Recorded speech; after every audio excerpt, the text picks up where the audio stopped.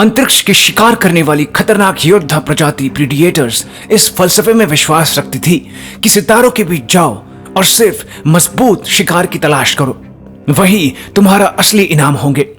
हत्यारों का हत्यारा बनो।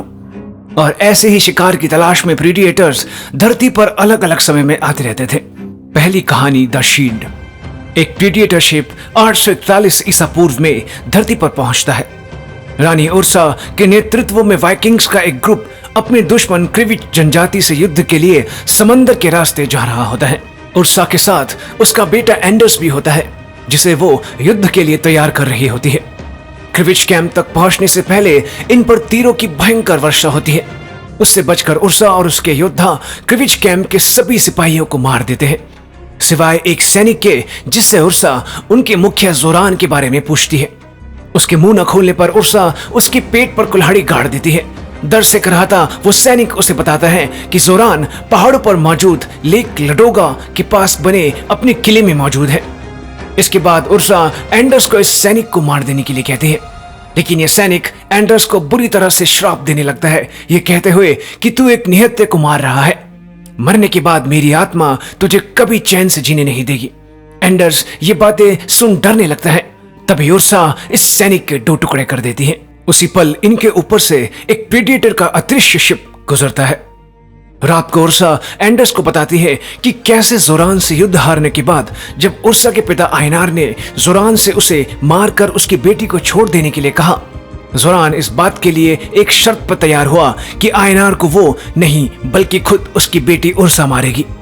उर्सा इस चीज के लिए बिल्कुल तैयार नहीं थी, लेकिन आयनार उर्सा के हाथ में जोरान का खंजर देते हैं और फिर उर्सा के हाथ को पकड़कर खंजर खुद को मार लेते हैं। उस दिन से उर्सा के दिल में बदले की आग जल रही थी, जो जोरान के मौत से ही बुझनी थी।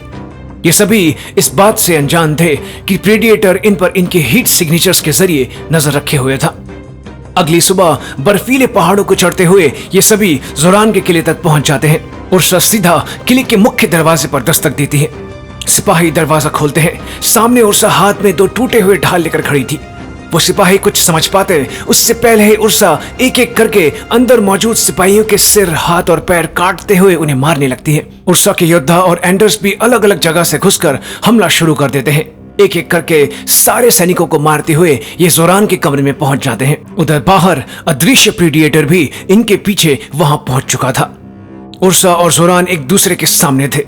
उर्सा उसे याद दिलाती है कि वो आयनार की बेटी है, लेकिन जोरान उसका मजाक उड़ाते हुए कहता है कि तुम तो मुझे यहाँ मेरे किले की साफ सफाई करने वाली लग रही हो। उर्सा गुस्से में कहती है, चुप कर, जिस जगह तू खड़ा है ये मेरे पिता की हुआ करती थी। वो प्रीडिएटर योद्धा भी इस कमरे की छत से इन पर पूरी नजर रखे हुए था। तब ये जोरान कहता है, हाँ मुझे याद आया, तुम वही डरपोक बच्ची हो ना जिसने डर कर अपने बाप को खंजर मारा था। तुमसे अच्छे तो हमारे क्रिविच जाति के बच्चे हैं जो खुद की जान दे देते पर ऐसा कभी नहीं करते। ये बात सुन उर्सा बहुत दुखी होने लगती है। जोरान उसे और अनाप शनाप बकने लगता है। तभी एंडर्स अपने भाले से जोरान के सिर को काट उसका अंत कर देता है, लेकिन तभी एक इनविजिबल फोर्स एंडर्स को उड़ाकर दूर पटक देती है और इनके सामने प्रकट होता है एक भीमकाय प्रीडिएटर योद्धा। उर्सा के सारे योद्धा एक एक करके उस पर हमला करने लगते हैं, लेकिन प्रीडिएटर उन्हें कीड़े मकोड़ों की तरह मसलकर कुछ ही सेकंड्स में खत्म कर देता है। उर्सा अपने आखिरी योद्धा के साथ मिलकर इस प्रीडिएटर पर हमला करती है, लेकिन उर्सा को एक तरफ फेंकने के बाद ये प्रीडिएटर आखिरी योद्धा को भी बेरहमी से मार डालता है। तभी एंडर्स इस प्रीडिएटर के सीने में अपना भाला गाड़ देता है, लेकिन प्रीडिएटर को कुछ नहीं होता और वो एंडर्स को मारने के लिए आगे बढ़ने लगता है। उर्सा एंडर्स को बचाने के लिए इस प्रीडिएटर के पीठ पर चढ़कर अपनी ढाल से उस पर घातक वार करने लगती है। खुद को उर्सा से आजाद करने के लिए प्रीडिएटर यहाँ वहां हाथ मारने लगता है, जिस दौरान वो इस कमरे की खंभों को तोड़ डालता है, जिस कारण इस कमरे की छत टूटकर गिरने लगती है, जिसमें एंडर्स दबकर फंस जाता है। प्रीडिएटर जैसे तैसे उर्सा से खुद को आजाद करता है और अपने वेपन को एक्टिवेट कर उस पर वार कर देता है। एक पावरफुल फोर्स उर्सा को इस कमरे की दीवार को तोड़ता हुआ नीचे जमी हुई नदी में फेंक देता है। जमी हुई नदी के नीचे से उर्सा प्रीडिएटर को साफ देख पा रही थी, लेकिन क्योंकि प्रीडिएटर सिर्फ हीट सिग्नेचर्स के जरिए ही किसी को देख पाते थे, बर्फ के कारण वो उर्सा को देख नहीं पा रहा था। उर्सा के वार से उसका हेलमेट भी खराब हो गया था, जो इन्हें और अच्छे से देखने में मदद करता है। उर्सा भी ये बात समझ जाती है। प्रीडिएटर अपने हेलमेट उतारकर उर्सा को ढूंढने लगता है। उर्सा नदी से बाहर निकलकर एक नाव के मलबे के पीछे छुप प्रीडिएटर को मारने का प्लान बनाने लगती है। जिसके बाद उर्सा चुपके से एक नाव के भारी भरकम एंकर को प्रीडिएटर के ऊपर फेंक देती है, जिसके कारण इस एंकर की चेन प्रीडिएटर के हाथ से लिपट जाती है। फिर उर्सा जमे हुए बर्फ की चादर पर अपने ढाल से वार कर उसे तोड़ देती है, जिसके कारण ये दोनों नदी में गिर जाते हैं। एंकर से बंधे होने के कारण प्रीडिएटर नदी में डूबने लगता है। उर्सा उससे बचकर ऊपर की तरफ तैरने लगती है, लेकिन प्रीडिएटर उसके पैर को पकड़ लेता है। उर्सा खुद को आजाद कर तेजी से तैरते हुए एंकर की चेन इस प्रीडिएटर के चारों तरफ लपेट देती है, जिसके कारण प्रीडिएटर के हाथ बन चुके थे। प्रीडिएटर अपने बाएं हाथ को आजाद कर अपने वेपन को एक्टिवेट करता है और उर्सा की तरफ चला देता है। एक पावरफुल फोर्स पैदा होता है, जिसका असर इन दोनों पर पड़ता है। उर्सा अपने ढाल के कारण नदी में ऊपर की तरफ छिटक जाती है और प्रीडिएटर इस फोर्स के कारण एंकर की तरफ, जिसके कारण एंकर प्रीडिएटर के सिर के आर पार हो जाता है। उर्सा उछलकर नदी से बाहर गिरती है। उर्सा तुरंत एंडर्स के पास पहुंचती है। घायल एंडर्स कमरे के मलबे से निकलकर बाहर आ गया था, लेकिन वो बहुत ज्यादा घायल हो चुका था, जिसके बाद वो उर्सा के हाथों में अपना दम तोड़ देता है। इसके बाद उर्सा कहीं और ही दिखती है। उसके गर्दन पर कॉलर लगा हुआ था और उसके बगल में एक और आदमी था, जिसके गले में भी उसी तरह का कॉलर लगा हुआ था। दूसरी कहानी, द सॉर्ड।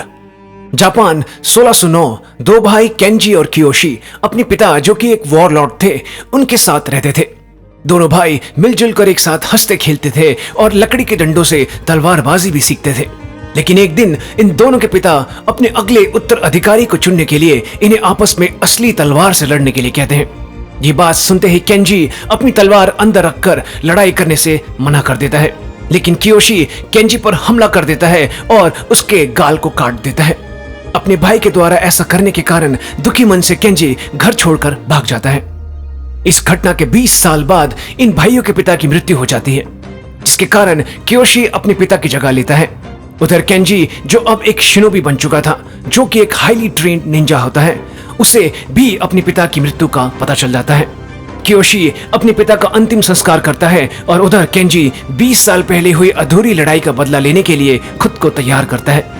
रात के अंधेरे में केंजी कियोशी के किले के अंदर घुसता है। उसी दौरान एक प्रीडेटर भी उस पर नजर रख रहा होता है, जो फिर अदृश्य हो जाता है। केंजी चुपके से कियोशी के कमरे की तरफ बढ़ रहा होता है, लेकिन एक गार्ड उसे देख बाकी के सभी लोगों को सतर्क कर देता है। कियोशी और उसके गार्ड्स सतर्क हो जाते हैं, लेकिन केंजी लाल धोए का इस्तेमाल कर इन सभी गार्ड्स को मार डालता है, जिसके बाद वो कियोशी को अपना घाव दिखाकर याद दिलाता है कि वो उसका भाई केंजी है। एक खतरनाक लड़ाई इन दोनों के बीच शुरू हो जाती है, लेकिन अंत में केंजी कियोशी पर भारी पड़ता है और उसे एक जोरदार किक मारता है, जिसके कारण वो बालकनी से जोर से टकराता है, जो टूट जाती है। केंजी अपनी तलवार से कियोशी को मारने की बजाय सिर्फ उसके गाल पर अपनी तलवार से निशान बनाते हुए उसे छोड़ देता है, लेकिन तभी बालकनी के टूट जाने के कारण कियोशी नीचे नदी में गिर जाता है। उसी पल प्रीडिएटर केंजी के सामने आ जाता है। खतरे को भांप कर केंजी लाल धोए का इस्तेमाल कर कमरे से बाहर भाग जाता है। प्रीडिएटर कियोशी के गार्ड्स को बेरहमी से मारता हुआ केंजी का पीछा करने लगता है। खिड़की से बाहर कूदने के लिए तैयार केंजी पर प्रीडिएटर एक छोटे बॉम्ब से हमला करता है। केंजी बॉम्ब के धमाके से उछलकर बाहर किले की छत पर जा गिरता है। छत के नीचे छिपकर केंजी अदृश्य प्रीडिएटर के पैर पर हमला कर उसे नीचे गिरा देता है, जिसके बाद वो तेजी से किले की छत पर भागने लगता है। प्रीडिएटर एक बार फिर से उसके पीछे था, जो उस पर अपने भाले से भी हमला करता है। केंजी इस भाले से बचते हुए लाल धोए का इस्तेमाल कर छत से कूदते हुए दो चाकू प्रीडेटर को मारकर घायल कर देता है और खुद भी किले की दीवार को तोड़ते हुए नदी में जा गिरता है। कुछ समय बाद केंजी नदी से बाहर निकला ही होता है कि तभी उस पर कियोशी हमला कर देता है। कियोशी को पीछे धकेल कर केंजी उसे चुप होकर सुनने के लिए कहता है। तभी कियोशी पीछे से केंजी पर हमला कर रहे अदृश्य प्रीडिएटर को देख लेता है। वो केंजी को बचा लेता है, लेकिन प्रीडिएटर के हाथों में लगे दो छोटे तलवार सीधा कियोशी के पेट में घुस जाते हैं। केंजी तुरंत कियोशी को बचाते हुए प्रीडिएटर पर हमला कर देता है, जिसके बाद ये दोनों भागने लगते हैं, लेकिन तभी प्रीडिएटर इन पर अपने हाथ पर लगे वेपन से हमला कर इन्हें पकड़ लेता है। प्रीडिएटर फिर अपने इस वेपन के जंजीर को वापस खींचता है, जिसके कारण एक पेड़ कटकर गिर जाता है, जिससे कियोशी बड़ी मुश्किल से बचता है। इधर केंजी इस जंजीर में फंसे होने के कारण प्रीडिएटर के पास पहुंच जाता है, जो उसे गले से पकड़ लेता है।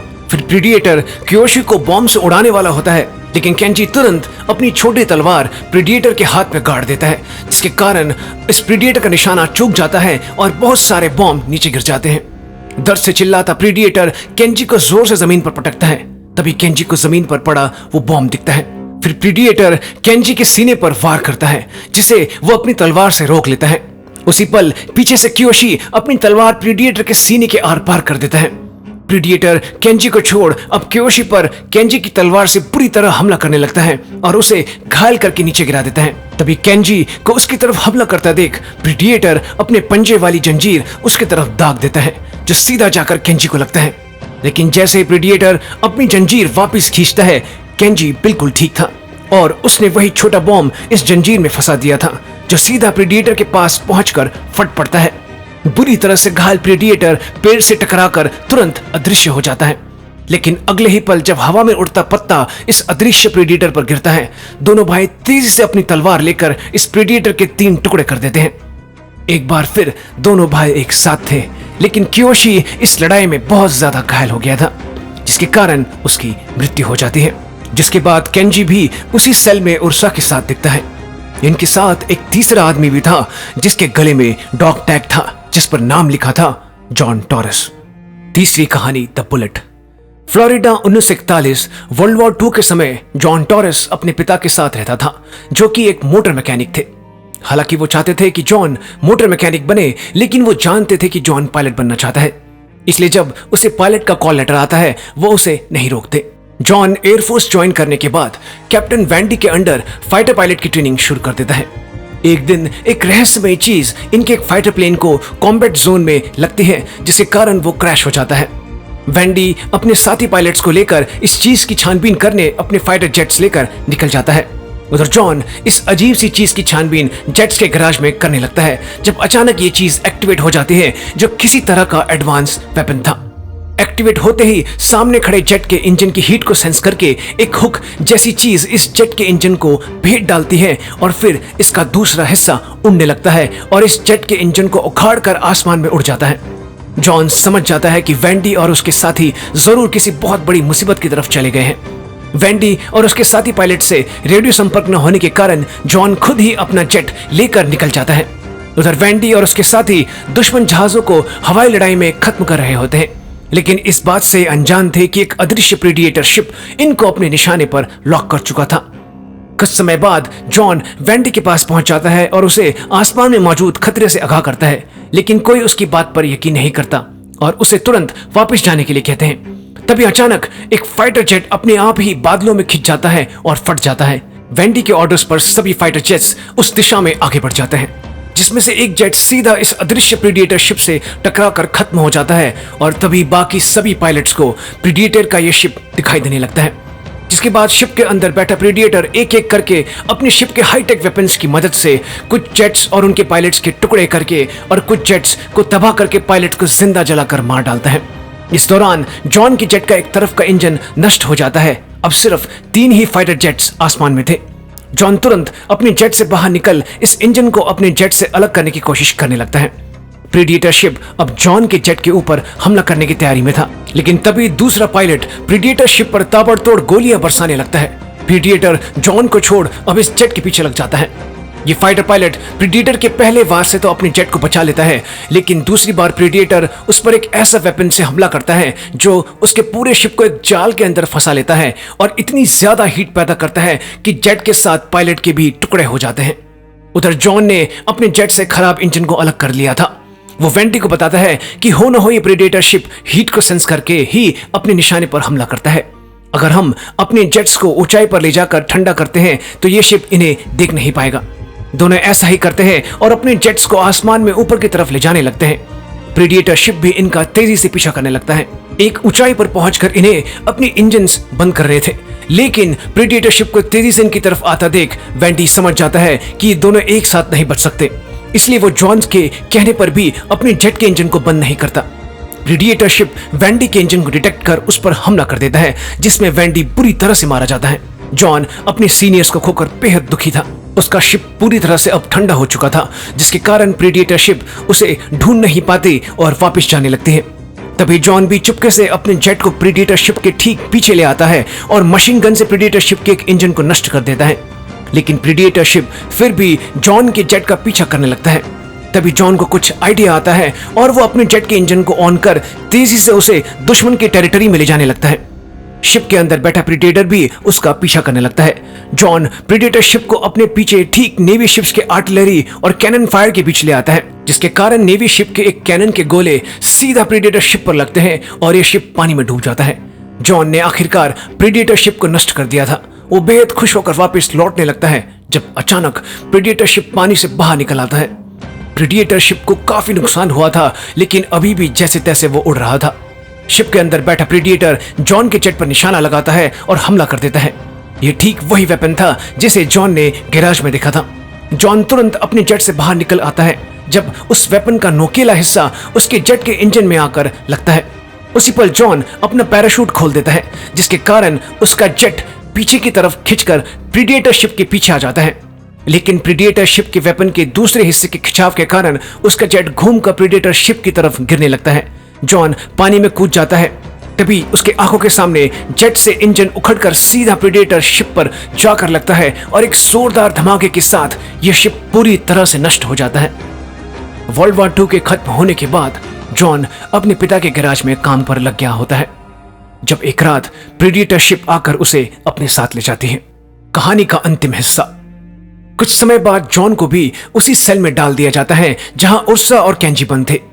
भाषाओं में अंतर होने के कारण ये आपस में एक दूसरे से बात नहीं कर पाते। प्रीडेटर ग्रह पर फिर इन्हें प्रीडेटर्स के फाइटिंग एरेना में ले जाया जाता है, जहां प्रीडेटर वॉरलॉर्ड इन्हें बताता है कि क्योंकि इन तीनों ने एक प्रीडेटर योद्धा को मारा है, इन तीनों को आपस में युद्ध करना होगा। इनमें से जो भी जिंदा बचेगा उस योद्धा को उससे मुकाबला करने का मौका मिलेगा। वॉरलॉर्ड प्रीडेटर की सारी बातें इनके कॉलर्स के जरिए इन्हें ट्रांसलेट होकर सुनाई दे रही थी। इन्हें फिर यह भी पता चलता है कि इनके कॉलर्स में बॉम्ब फिट है, जिसे जब चाहे फोड़कर वॉरलॉर्ड प्रीडेटर इन्हें मार सकता है। इसके बाद युद्ध शुरू होता है।